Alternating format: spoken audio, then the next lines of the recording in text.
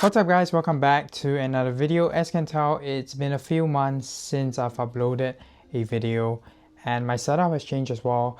I no longer use a Mac Studio and I'm no longer rocking a Windows laptop. I've currently switched to the MacBook Pro 14-inch. As you can tell from the title of the video, I am going to review this particular laptop. I've been using it for the past month and spoiler alert, I'm actually really enjoying this laptop. So today I'll be going through my experience with you guys and compare my Apple experience with my Windows, coming from a Windows laptop perspective, and give you guys my full in-depth review of the MacBook Pro 14-inch. So without further ado, let's get started on the video and jump straight into the unboxing of the MacBook Pro.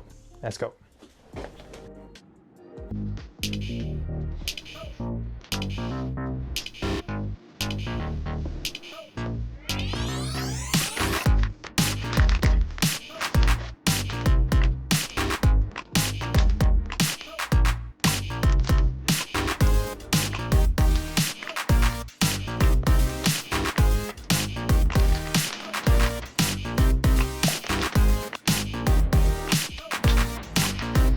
After spending about a month with the MacBook Pro 14-inch, I must say that there are some key differences with the MacBook Pro as compared to my existing laptop, the Yoga Pro 7i. So I'll be comparing primarily into 4 sections, which are build quality and design, performance, display quality, and finally battery life, which I think is extremely important.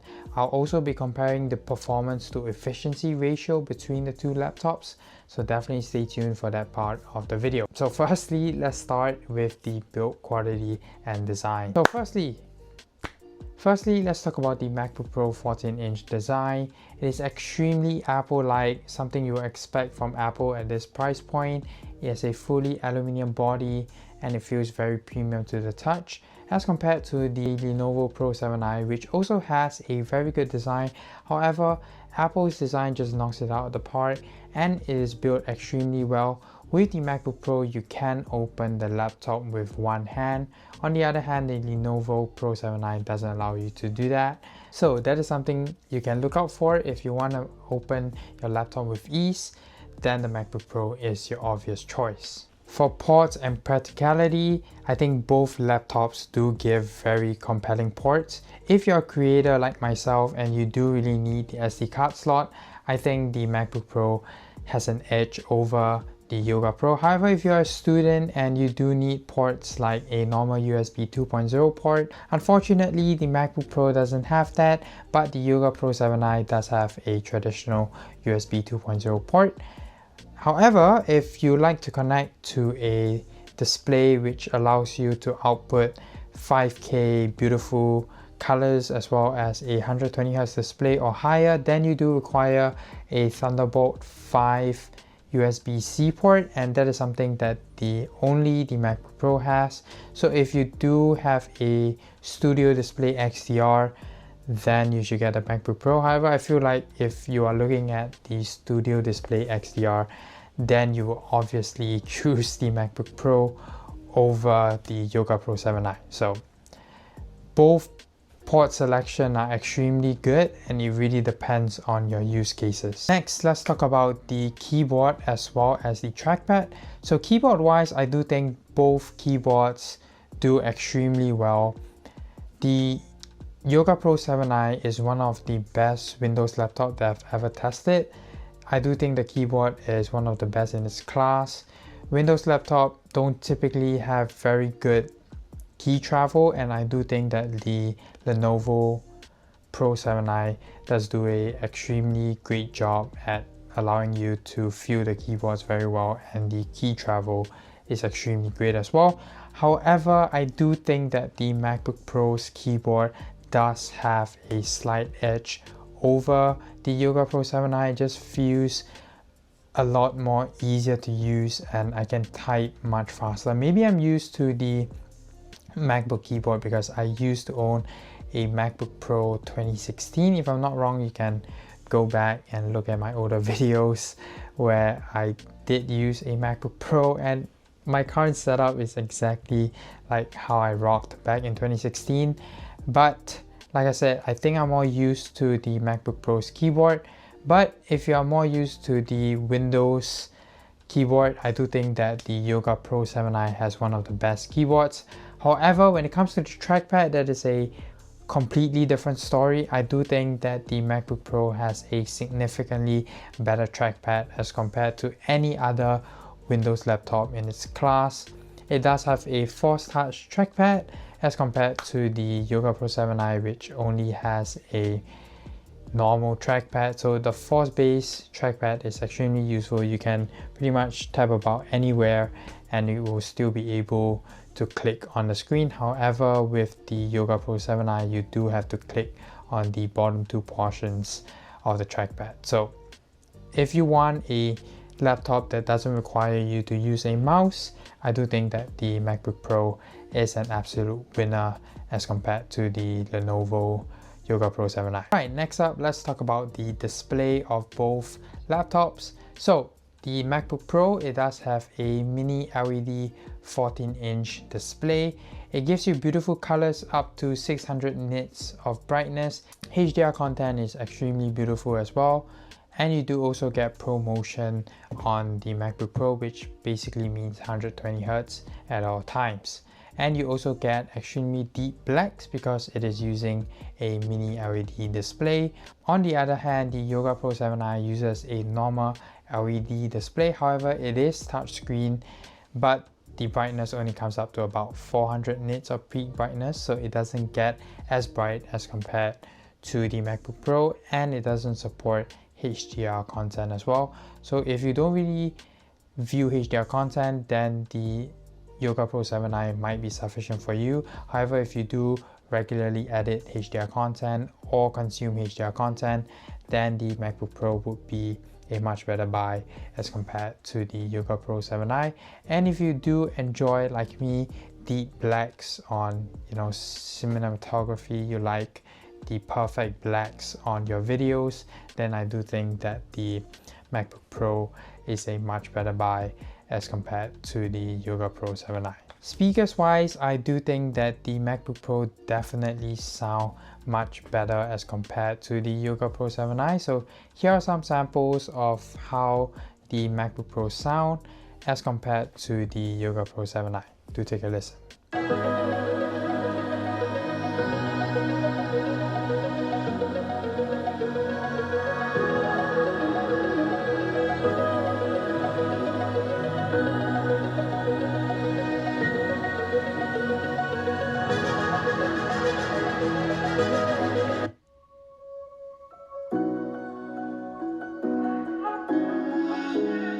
Can't hear the words you're telling me. Guess I'm not who you want me to be. Say I take you for granted. You need something less intense. You got me like, but we don't fuck like we used to do. And when we talk, you make it all about you.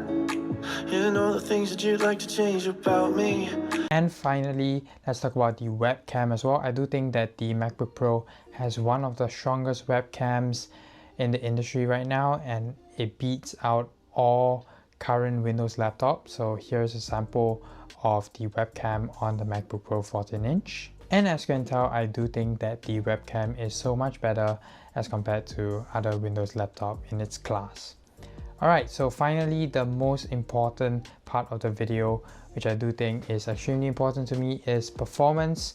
So to me, performance is not only about cranking out the fastest export times or how fast it can generate an AI response. I do think that the most important thing is performance to efficiency ratio, which means the amount of performance you push, you can't consume too much battery life.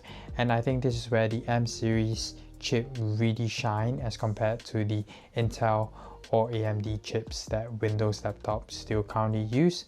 So when it comes to performance, I do think that the MacBook Pro is a much better laptop because firstly, for video editing, I do think that the MacBook Pro does a much better job as compared to my Windows laptop. But I don't really edit on my Windows laptop, so I can't really say for sure. But comparing my MacBook Pro M5 Pro compared to my Mac Studio M1 Max, it does export faster as compared to my Mac Studio. So over here you can see the export times. With the Mac Studio, I get about a 1:1 ratio, which means a 10-minute video does take around 10 minutes to export.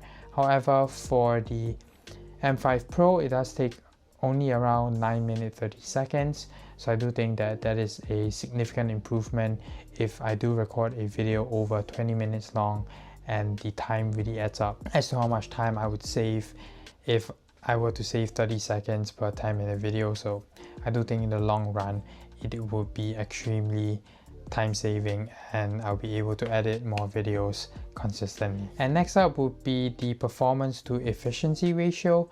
So doing simple tasks like web browsing, Word documents, or just watching YouTube videos, the MacBook Pro can last about 6 to 7 hours depending on how heavy my usage is. However, with the Lenovo, I'm seeing more like 3 to 4 hours. So to me, I do think that the MacBook Pro has so much better battery life as compared to my Windows laptop, and the ease of not having to bring a charger port around whenever I'm bringing this laptop around is really useful because I don't have to carry a separate brick. And this brings me to the battery life of both laptops. Like I said, I get about 6 to 7 hours with the MacBook Pro on a full charge as compared to 3 to 4 hours on my Windows laptop, and this is both on full performance mode. I do leave the MacBook Pro on automatic, however I don't think there's an option on the Windows laptop. It's either efficiency or performance. There isn't an in-between, or it doesn't switch from performance to efficiency mode. So I do think this is where the MacBook Pro truly wins, and why I decided ultimately to switch to the MacBook Pro, and why I do think that it is a much better decision for me. So after talking about my 4 pillars, which is build quality and design, display, performance, and battery life, for build quality and design, I do think both laptops are extremely similar to each other. So if you care truly about build quality and design, you won't go wrong with either laptops. Secondly would be the display. If you care about the deep blacks and you care about the brightness, like you like to work outdoors, the MacBook Pro does come with a nano texture variant, and if you constantly work outdoors, I do think that it is a great option as compared to the Lenovo. So I do give a slight edge on the MacBook Pro here. Next will be performance. If you like to game a lot, then definitely choose the Windows laptop. The Yoga Pro 7i is a great choice. You can spec it with a graphics card and you can definitely play games on it. However, the MacBook Pro doesn't struggle as well. You can play Cyberpunk 2077 at around 100 frames per second if you configure it correctly, around 1080p video. So it does play games well as well, but if you really want to do creative stuff like video editing or photo editing, I do think that the MacBook Pro is an obvious choice. And if you don't like to carry a brick around when you are editing, performance to efficiency ratio to me is extremely important. So battery life is extremely important to me, and the MacBook Pro definitely takes the cake for battery life when compared to other Windows laptop in its price range. So that's why I've decided to switch to the MacBook Pro. I do think there are currently a lot of videos on the MacBook Pro already, but I do want to give my personal experience and why I decided to switch from a Windows laptop to a MacBook Pro, because I did figure out how to configure Linux as well as Windows virtual machines on the MacBook Pro, so I can still enjoy the battery life and the software experience of Apple laptops, but still consider to work on virtual machines, which previously on M series chips I wasn't able to do so. So finally I'm able to do so, and I can switch comfortably to the MacBook Pro 14-inch. Alright, that is all for today. Hopefully you guys enjoyed this video. and hopefully I have conveyed my thoughts well on why I've decided to switch from a Windows laptop to a MacBook Pro. So obviously I don't game as much on my laptop, so I don't really need to own a Windows laptop. But yeah, I currently am very happy with my MacBook Pro, and I'm probably be using it for the time being until a very compelling new MacBook comes out. I probably won't upgrade to the OLED one because it's probably going to be so similar to this laptop. Maybe the only difference is a touchscreen, which I don't really need for a laptop because I do have an iPad which I can use a touchscreen for. Okay, that is all for today. Hopefully you guys enjoyed this video. If you did, do leave a thumbs up, subscribe to the channel, turn on the bell notification icon, and do leave comments in the comment section below on whether I should get the Studio Display 5K or the Studio Display XDR with the mini LED display, which comes with all the perfect black features on the MacBook Pro. So let me know which one you would get in the comment section below. I would love to hear your thoughts because I'm still heavily considering between the two. But yeah, I am super excited to see what you guys think and which display I should choose. I should upload a short soon on both displays, but yeah, I'm contemplating a lot, so let me know in the comment section below. Anyways, thank you guys so much for watching, and I shall catch you guys soon in my next video. Take care and goodbye.